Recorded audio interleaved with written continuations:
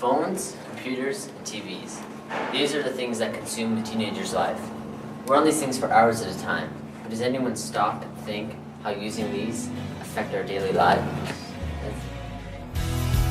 When the sun burns out, we'll light the world with tiny glowing screens. Tiny glowing screens, glowing screens. I probably look at a screen all day. If it's not my phone, it's my computer, and if it's not my computer, it's my TV. So probably 24/7. From the time I get home at about 4 o'clock till the time I go to bed at 11. So, yeah. I'm actually on a screen like 24/7. Like, I bring my phone to school and it'll last me maybe like half the day, and then I have chargers with me all the time. I'll either have to switch to my iPod or plug it in somewhere. I think I'm on a screen at least a dozen times a day, but it's pretty much, I think that I'm always on a screen. It's more like I'm unplugged at certain times. Because we all need something to live for, something to live for, something to live for. So we all need something to live for, something to live for. I look at my phone for text messages and for Facebook or like apps and stuff, and then if I'm looking at my computer, it's usually like projects and Word, and if I'm looking at my TV, it's Gossip Girl. Usually my computer screen or my TV, and just Reddit and stuff, and sometimes I'll go on Netflix, watch some shows, and I play video games with some friends on my computer, so that's what I do. I use my iPod, my BlackBerry, I have my computer, and then I have my TV at home. And usually I'll have them like all going at the same time on my bed when I get home. And looking at just Twitter and Facebook pretty much all the time. And then I'll be gaming on the TV. I look at my iPhone, my MacBook, my TV. Those are the screens.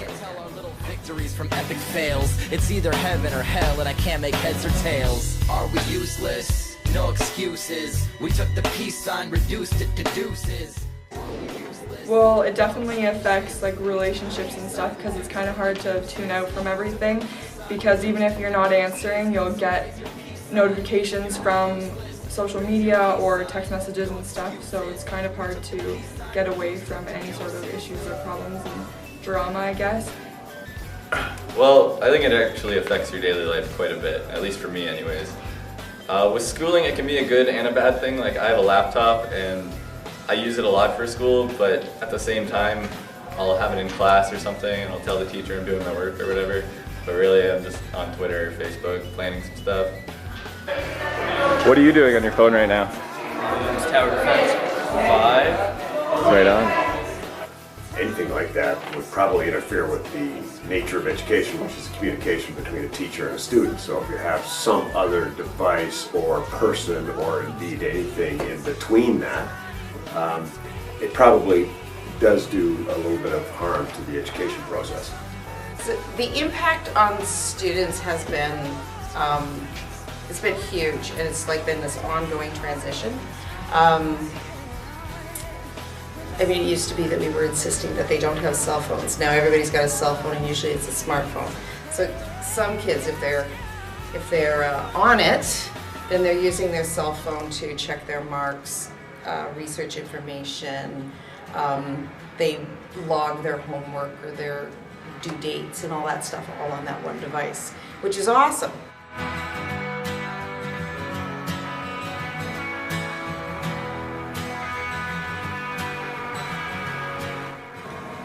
Well, there you have it. Screens affect our lives in more ways than one.